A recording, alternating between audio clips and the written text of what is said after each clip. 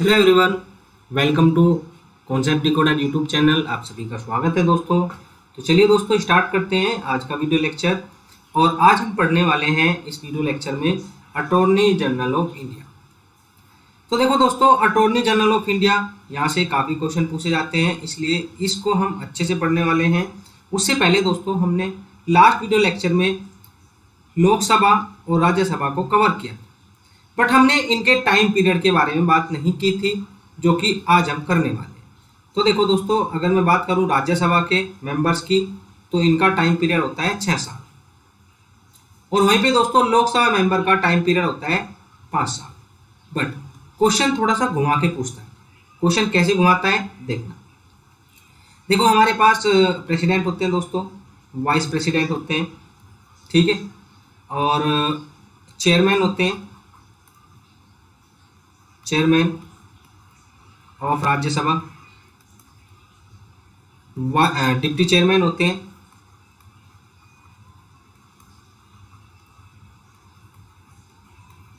Of RJ, और आप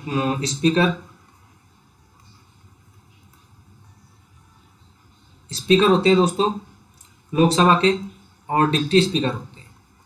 तो इनसे क्वेश्चन आपको देखने को मिलेगा इनके टाइम पीरियड से। तो देखो दोस्तों, प्रेसिडेंट, वाइस प्रेसिडेंट, इन सभी का आपको पता होगा 5 साल होता है। बट अगर आपने अच्छे से पॉलिटी नहीं पढ़ी है तो वहाँ पे आपको कन्फ्यूजन होगा दोस्तों चेयरमैन, क्योंकि मोस्टली बच्चों को ये नहीं पता होता कि चेयरमैन ही वाइस प्रेसिडेंट होते हैं, chairman of Rajya Sabha he vice president होते हैं। तो वे कंफ्यूज करने के लिए दोस्तों आपको वाइस प्रेसिडेंट न देके चेयरमैन का नाम पूछ लेंगे, और उनका दोस्तों मतलब चेयरमैन का नाम देंगे और उनका टाइम पीरियड पूछ लेंगे। तो फिर वहाँ पे कंफ्यूजन हो जाता है, आपको लगता है कि ये राज्यसभा के मेंबर है इसलिए इनका 6 साल हो जाएगा। बट दोस्तों ध्यान रखना है, चेयरमैन ही वाइस प्रेसिडेंट होते हैं, तो इनका जो टाइम पीरियड होता है वो आपका 5 ईयर होता है। अब बात करें दोस्तों डिप्टी चेयरमैन, जो कि राज्यसभा के मेंबर होते हैं, तो इनका होता है 6 साल। बात करें दोस्तों स्पीकर ऑफ लोकसभा और डिप्टी स्पीकर ऑफ लोकसभा, इनके टाइम पीरियड होते हैं दोस्तों 5 साल, बिकॉज ये दोनों क्या होते हैं, लोकसभा के मेंबर होते हैं। ये आपने ध्यान रखना है। अब चलिए अब आगे चलते हैं। अब स्टार्ट करेंगे दोस्तों अटॉर्नी जनरल ऑफ इंडिया। तो यहाँ पे हम इंट्रोडक्शन देखेंगे, अपॉइंटमेंट कैसे करते हैं दोस्तों, ड्यूटीज देखेंगे, एंड राइट्स एंड लिमिटेशंस हम यहाँ पे देखने वाले हैं। तो चलिए देखते हैं सबसे पहले इंट्रोडक्शन। इंट्रोडक्शन में दोस्तों ये क्या है, इनके बारे में हम जानने वाले हैं। तो देखो दोस्तों, यहाँ पे लिखा है ही या फिर सी। ये मेल भी हो सकता है दोस्तों और फीमेल भी हो सकती है। He is a highest law officer in the country. दोस्तों ये लॉ के सबसे बड़े ऑफिसर होते हैं कंट्री में। हमारे देश में सबसे बड़े लॉ ऑफिसर कौन है, अटॉर्नी जनरल ऑफ इंडिया। आपने ध्यान रखना है article 76। Article 76 is related to attorney general of India.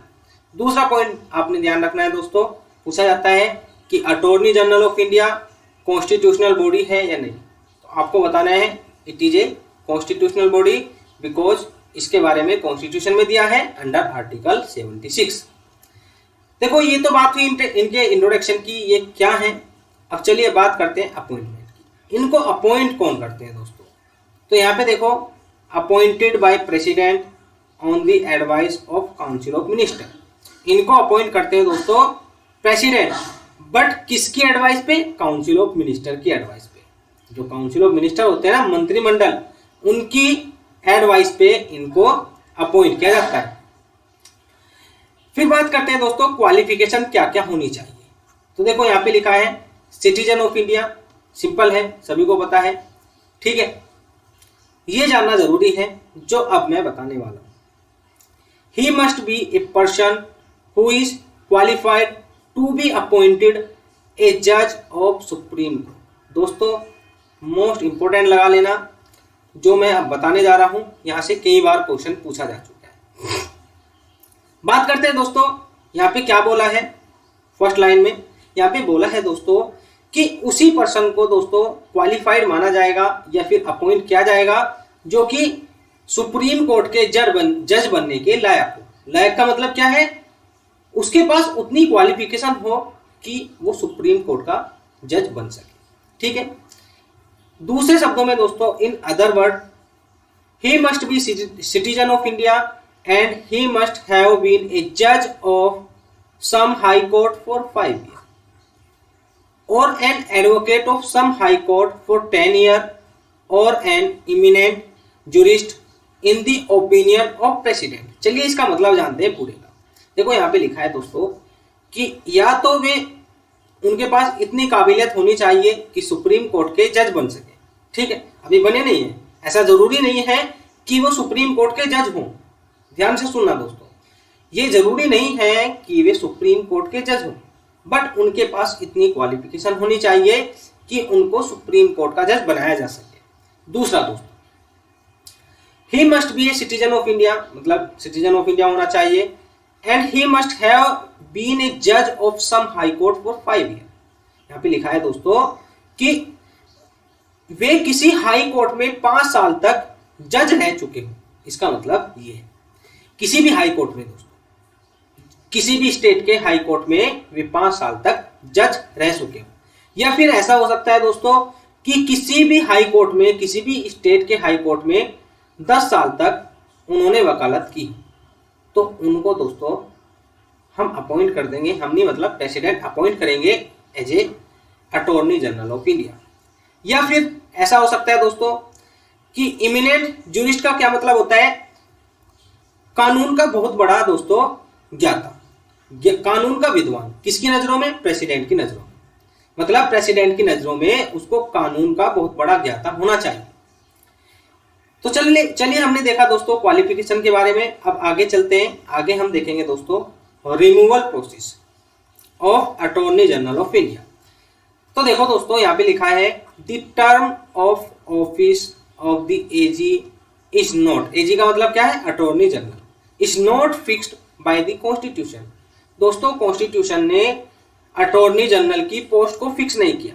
ठीक है, further the constitution does not contain the procedure and ground for his removal. और ना ही दोस्तों कॉन्स्टिट्यूशन में ये लिखा है कि इनको कैसे हटाया जाएगा, बट ये कैसे हटते हैं दोस्तों उसको अभी हम जानेंगे। ही holds office during the pleasure of president, मतलब प्रेसिडेंट के मर्जी से दोस्तों ये अपने ऑफिस को होल्ड करते हैं। जब तक प्रेसिडेंट चाहेंगे तब तक ये अपने ऑफिस को होल्ड करेंगे, और जब प्रेसिडेंट इनको हटाना चाहेंगे तब इनको हटा सकते हैं। तो सिंपल सा मतलब, this means that he may be removed by the president at any time. ठीक है, मतलब किसी भी टाइम प्रेसिडेंट इनको हटा सकता है। तो इनकी पोस्ट फिक्स नहीं है कि भाई 5 साल होगी, 10 साल होगी। ठीक है, तो इनको दोस्तों प्रेसिडेंट कभी भी हटा सकते हैं, तो ये आपको ध्यान रखना है। He may also quit his office by submitting his resignation to the president. और अगर अटॉर्नी जनरल ऑफ इंडिया अपना ऑफिस छोड़ना चाहते हैं, मतलब कि अपनी पोस्ट से त्यागपत्र देना चाहते हैं, तो त्यागपत्र किसको दे सकते हैं दोस्तों, ये दे सकते हैं प्रेसिडेंट को, मतलब रिजाइन लेटर प्रेसिडेंट को ये दे सकते हैं। ही resigns when the government, government का क्या मतलब है, council of minister, council of minister, और इसको हिंदी में बोलते हैं दोस्तों मंत्रिमंडल। अगर आपने लास्ट वीडियो नहीं देखा तो आप जाके वहां पे चेकआउट कर सकते हैं, मैंने अच्छे से डिटेल में बताया हुआ है। तो देखो सिंपल सा मतलब है इस चीज का, प्रेसिडेंट इनको रिमूव करते हैं, प्लस एक बार इसको मैं चार्ज पे लगा दूं।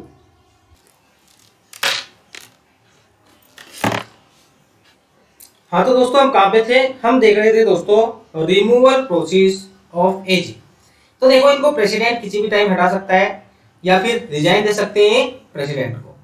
दूसरा दोस्तों क्या हो सकता है कि अगर काउंसिल ऑफ मिनिस्टर का टाइम पीरियड खत्म हो जाए, जो कि 5 साल का होता है, या फिर इनको दोस्तों डिसॉल्व कर दिया जाए, जैसे कि लोकसभा को डिसॉल्व किया जाता है तो काउंसिल ऑफ मिनिस्टर अपने आप भंग हो जाती है। ठीक है, तो उस केस में दोस्तों जो एजी है, अटॉर्नी जनरल ऑफ इंडिया है, वे खुद से खुद हट जाए। ठीक है, तो ये इनका प्रोसेस होता है, रिमूवल प्रोसेस। अब चलिए अब बात करते हैं यहाँ पे रिम्यूनरेशन मतलब सैलरी की। तो देखो दोस्तों, इनकी सैलरी कॉन्स्टिट्यूशन ने फिक्स नहीं की है। इनको कौन फिक्स करता है दोस्तों? प्रेसिडेंट। इनकी सैलरी को कौन फिक्स करता है? प्रेसिडेंट फिक्स करते हैं, ध्यान रखना है आपने। अब आगे चलते हैं, छोटे छोटे पॉइंट हैं। Duties and function. देखो दोस्तों, ड्यूटीज और फंक्शन क्या क्या होंगे इनके, तो इसको अच्छे से पढ़ेंगे क्योंकि क्वेश्चन पूछे जाते हैं, यहाँ से डीप क्वेश्चन पूछा जाता है। To give advice to the government of India upon such legal matter which are referred to him by the president.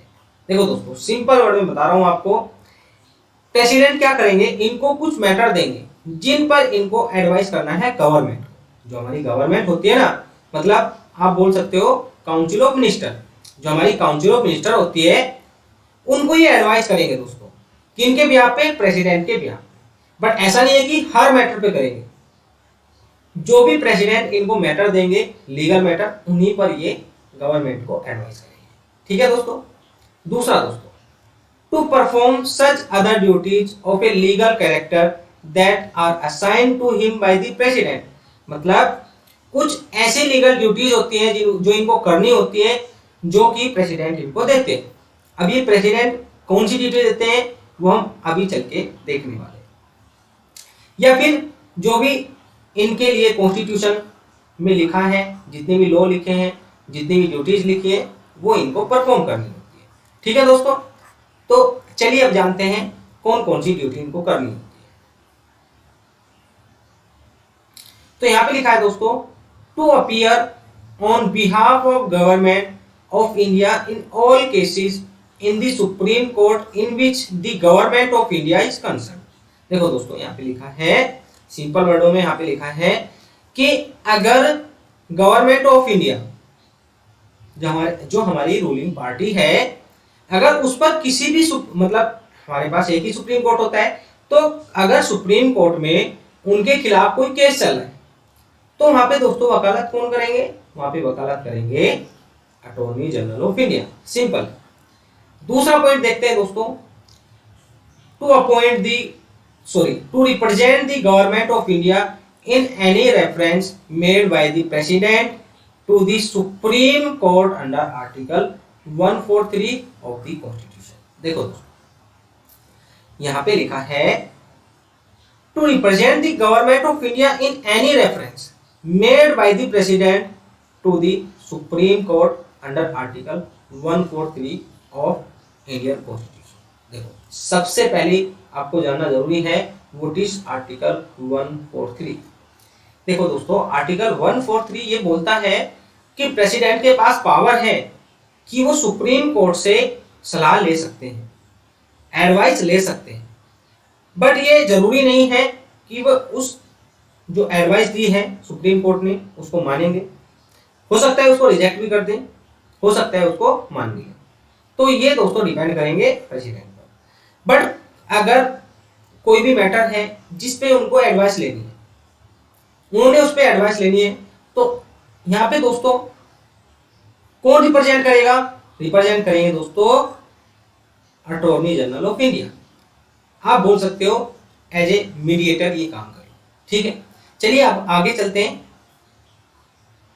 To appear when required by the government of India in any high court in any case in which the government of India is concerned। देखो दोस्तों, यहाँ पे बोला है कि किसी भी court में कोई भी केस अगर चल रहा है, किस पर? गवर्नमेंट ऑफ इंडिया पर, तो फिर से मतलब उनकी पैरवी कौन करेंगे? वहां पे वकालत कौन करेंगे? या गवर्नमेंट ऑफ इंडिया को रिप्रेजेंट कौन करेंगे? ये करेंगे दोस्तों अटॉर्नी जनरल ऑफ इंडिया।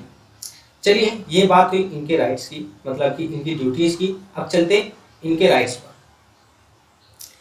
देखो दोस्तों, यहाँ पे राइट्स देखते हैं, राइट्स क्या क्या है इनके पास।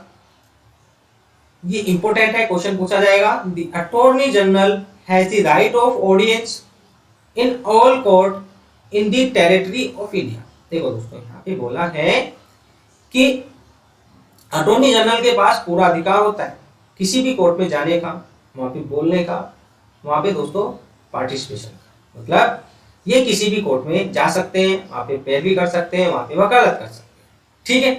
तो इनको कोई रोक टोक नहीं है, इसलिए दोस्तों ये एक प्राइवेट जॉब है। देखो ये प्राइवेट जॉब है, ठीक है, ये अपने काम भी साइड बाय साइड कर सकते हैं। बट एक क्वेश्चन पूछा जाता है कि ऐसा कौन सा केस है जो ये दोस्तों नहीं लड़ते। तो देखो कोई भी क्रिमिनल केस है, कोई भी क्रिमिनल केस है, वो इनको लड़ने की इजाजत नहीं है। कोई भी क्रिमिनल केस इनको लड़ने की इजाजत नहीं है, यही दोस्तों इनकी लिमिटेशंस होती है। या कोई भी कंपनी के ये दोस्तों director, CEO without any permission of president और without any permission of government ये दोस्तों नहीं लेंगे, ठीक है। तो ये सभी इनकी लिमिटेशंस होती हैं। फिर आगे देखते हैं दोस्तों, further he has the right to speak and take part in the proceeding of both the house. देखो जो पार्लियामेंट होते हैं उनके दो हाउस होते हैं, लोकसभा और राज्यसभा। तो दोनों हाउस में इनको बोलने का अधिकार है, वहां पे दोस्तों पार्टिसिपेशन का अधिकार है, मतलब उसमें भाग ले सकते हैं, हिस्सा ले सकते हैं। बोलने का अधिकार है, हिस्सा लेने का अधिकार है। और देयर जॉइंट सिटिंग, मतलब देखो एक होती है इंडिविजुअल, मतलब लोकसभा की मीटिंग हो रही है, ठीक है, एक हो रही है दोस्तों राज्यसभा की, एक होती है जॉइंट, मतलब दोनों की एक साथ। तो दोनों में जा सकते हैं, जॉइंट सिटिंग में भी जा सकते हैं, इंडिविजुअल सिटिंग में भी जा सकते हैं, वहां पे बोल सकते हैं, वहां पे हिस्सा ले सकते हैं। बट दोस्तों इनको वोटिंग करने का कोई भी अधिकार नहीं है, इनको वोट डालने का कोई भी अधिकार नहीं है। अब देखो दोस्तों, लेट्स सपोज कोई बिल है जो कि जनता के खिलाफ, मतलब कुछ ऐसा बिल है जो दोस्तों आम नागरिकों को परेशान करने वाला है, कुछ भी मान सकते हो। गवर्नमेंट का फायदा है उसमें, गवर्नमेंट उसको पास करना चाहती है। अब देखो दोस्तों, ये राज्यसभा और लोकसभा में आया, अब इन पे वोटिंग होगी, और अगर वोटिंग करने का अधिकार किसको है, अटॉर्नी जनरल ऑफ इंडिया को, तो दोस्तों ये किसका पक्ष लेंगे, ये लेंगे हमेशा, ये किसका पक्ष लेंगे, ये लेंगे हमेशा गवर्नमेंट का, क्योंकि गवर्नमेंट मतलब काउंसिल ऑफ मिनिस्टर के ही एडवाइस पे प्रेसिडेंट इनको सिलेक्ट करते हैं, अपॉइंट करते हैं। तो इसलिए इनको ये अधिकार नहीं दिया गया। और फिर आगे देखते हैं दोस्तों, देखो ये हम कंप्लीट कर चुके हैं attorney general of India. But यहाँ पे दो चीज और आती हैं जो कि पूछी जाती हैं, यहाँ पे पूछे जाते हैं दोस्तों, solicitor general and 2 additional solicitor general are also appointed to support the attorney general of India. यहाँ पे बोला है दोस्तों कि एक तो सोलिसिटर जनरल और 2 अन्य एडिशनल सोलिसिटर जनरल को भी अपॉइंट किया जाता है अटॉर्नी जनरल ऑफ इंडिया को सपोर्ट करने के लिए। क्यों दोस्तों, क्योंकि हमारा देश महान है, बहुत बड़ा देश है, ठीक है, सभी काम हम अकेले आदमी पे तो डाल नहीं सकते, तो उनका बर्डन कम करने के लिए हम एक सोलिसिटर जनरल और 2 अन्य सोलिसिटर जनरल को अपॉइंट करते हैं। बट दोस्तों इनका जिक्र कॉन्स्टिट्यूशन में नहीं है, इसलिए यहाँ पे हम आर्टिकल भी नहीं देख रहे हैं। तो इसलिए यहाँ पे आपको जानना जरूरी है, it is not the constitutional body, मतलब सोलिसिटर जनरल और 2 एडिशनल सोलिसिटर जनरल, ये जो पद हैं दोस्तों, पोस्ट हैं, ये कॉन्स्टिट्यूशनल बॉडीज नहीं, ये ध्यान रखना है दोस्तों, मोस्ट इंपोर्टेंट पॉइंट है, पूछा जा सकता है। चलिए अब नेक्स्ट चलते हैं। देखो ये हमने अभी जो बात की वो थी दोस्तों यूनियन के लिए, मतलब जो हमारा सेंटर है उसके लिए। बट अगर हम बात करें दोस्तों स्टेट के लिए, तो अटॉर्नी जनरल ऑफ इंडिया की जगह दोस्तों इनको बोला जाता है advocate general for the state. और आर्टिकल भी आपने ध्यान रखना है, आर्टिकल 165। अटॉर्नी जनरल से आर्टिकल कौन सा रिलेटेड है, ये है दोस्तों 76, ठीक है। और एडवोकेट जनरल ऑफ इंडिया से कौन सा, Indian advocate general for state, इनसे कौन है दोस्तों 165। पूछा जा सकता है और पूछा भी गया है दोस्तों। Similar to the attorney general of India appointed by governor of state. देखो दोस्तों अटॉर्नी जनरल ऑफ इंडिया को प्रेसिडेंट अपॉइंट करते हैं, बट स्टेट में दोस्तों एडवोकेट जनरल को गवर्नर अपॉइंट करते हैं, बिकॉज गवर्नर एक ऐसी पोस्ट है स्टेट में जैसे कि दोस्तों सेंटर में प्रेसिडेंट, ठीक है। Who is qualified to be appointed a जज ऑफ हाई कोर्ट। देखो ऐसे पर्सन को यहाँ पे अपॉइंट किया जाएगा जिसके पास दोस्तों क्वालिफिकेशन हो या योग्यता हो हाई कोर्ट के जज के बनने की। वहां पे क्या था, सुप्रीम कोर्ट के जज के बनने की योग्यता होनी चाहिए, यहाँ पे हाई कोर्ट के जज के बनने की योग्यता होनी चाहिए। Must be citizen of India, ये तो इंपोर्टेंट, मतलब ये तो कॉमन है। Advocate in high court for 10 year, मतलब उस इंसान को, उस पर्सन को दोस्तों एडवोकेट जनरल बनाया जाएगा जो कि 10 साल तक एडवोकेट रह चुके हों हाई कोर्ट। और इनको दोस्तों कौन हटाते हैं, गवर्नर हटाते हैं, वहां पे दोस्तों उनको प्रेसिडेंट हटाते हैं। तो सिंपल, आपने इतना ध्यान रखना है, काम चल जाएगा। तो चलिए दोस्तों मिलते हैं नेक्स्ट वीडियो लेक्चर में। थैंक यू फॉर वॉचिंग, आपका दिन शुभ हो।